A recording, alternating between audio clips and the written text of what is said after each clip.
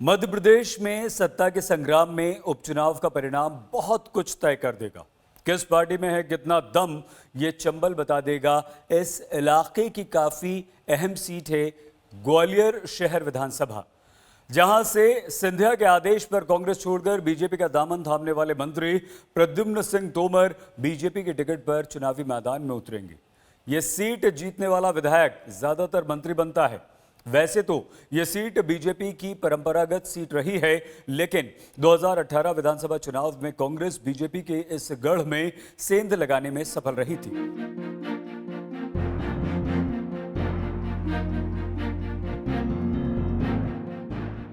ग्वालियर मध्य प्रदेश का एक ऐसा खूबसूरत शहर जिसकी ऐतिहासिक पृष्ठभूमि हर किसी का मन मोह लेती है। यहां मौजूद किले को अभेद्य माना जाता है। खूबसूरत नक्काशी वाले मंदिर और पुराने महल वाले इस शहर में आजकल चुनावी माहौल है। ग्वालियर विधानसभा सीट पर उपचुनाव होने वाला है। इस बार होने वाला चुनाव हर चुनाव से अलग है। यहां से शिवराज सिंह चौहान सरकार के मंत्री प्रद्युम्न सिंह तोमर बीजेपी की तरफ से चुनाव मैदान में उतरने वाले हैं। तोमर ज्योतिरादित्य सिंधिया के समर्थक हैं और अपने नेता के साथ कांग्रेस का हाथ छोड़ बीजेपी का दामन थाम चुके हैं। साफ सफाई के लिए मशहूर प्रद्युम्न सिंह लगातार अपने क्षेत्र में डटे हुए हैं, अपनी स्थिति मजबूत करने में जुटे।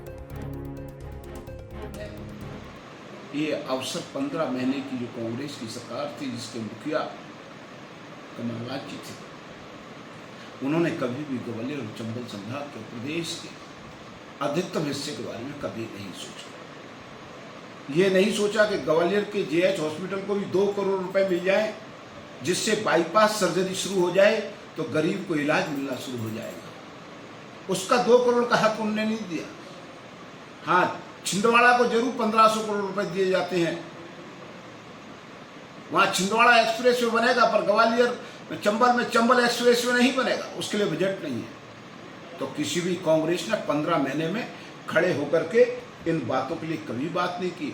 इनकी बात अगर की उस समय तो सिर्फ श्रीमंत ज्योतिरादित्य सिंधिया जी ने, जिन्होंने कहा अगर जो कांग्रेस ने वचन दिए हैं, और एक रामायण में बड़ी सटीक चौपाई है, रघुकुल रीत सदा चली आई, प्राण जाए पर वचन न जाए। जो वचन पत्र, जो वचन दिए थे कांग्रेस का, जब उनका उल्लंघन कर रहे थे तो उन्होंने कहा अगर ये वचन नहीं मानोगे तो मैं सड़क पर उतरूंगा। तो सड़क पर उतर गए। मैं आपसे स्पष्ट कहना चाहता हूं कि अगर नैतिकता की बात करूं तो कांग्रेस को चुनाव लड़ने का अधिकार ही नहीं है। ग्वालियर पर सिंधिया परिवार का मजबूत आधार है। इस सीट पर ज्योतिरादित्य सिंधिया का खासा दबदबा है और इसीलिए कांग्रेस भी यहां काफी फूंक फूंक कर कदम रख रही है।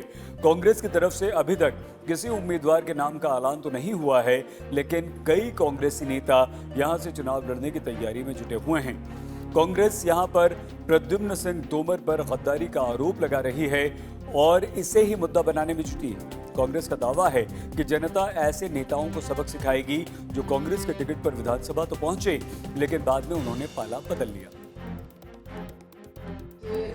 लोकतांत्रिक तरीके से चुनी हुई सरकार, जो जनादेश जनता ने कांग्रेस पार्टी को दिया था, और उस जनादेश को जिस तरीके से उसकी अवहेलना की गई, जिस तरीके से चुनी हुई सरकार जो जनता के हित का काम कर रही थी, उस सरकार को गिराया गया है। जनता इसको धोखा मान रही है, तो जनता इसको कतई बर्दाश्त नहीं करेगी। यह सुनिश्चित है कि जनता ने तय कर लिया है, जिस प्रकार से लोकतंत्र का षड्यंत्रपूर्वक सरकार को गिराया गया है, जनता इसको कतई उचित नहीं मानती और जनता ने तय कर लिया है कि वो कांग्रेस पार्टी का साथ देगी और कमलनाथ जी को पुनः मुख्यमंत्री बनाएगी।